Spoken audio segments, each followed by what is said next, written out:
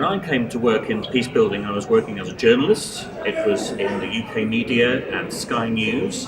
And over the course of my career, I'd become increasingly puzzled and frustrated, in particular about the reporting of conflicts, and aware that there were large sections of the story which habitually went missing. So in the late 1990s, I met Professor Johan Galtung, who is known as the chief ideas giver of peace research. And he'd written an essay many years before called The Structure of Foreign News.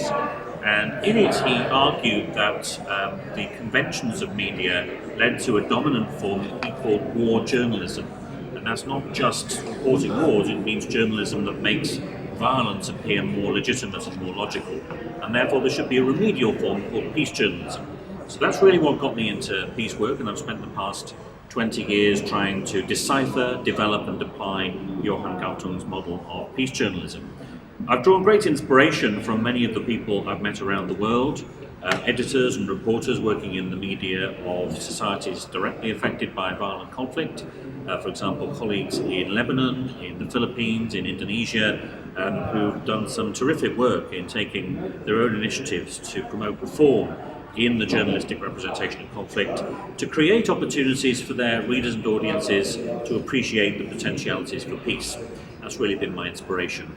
Now, as to the next step, I'm now a researcher, of course, in the University of Sydney, and what I'd really like to do is to refresh the credentials of peace journalism as a concept in media development aid.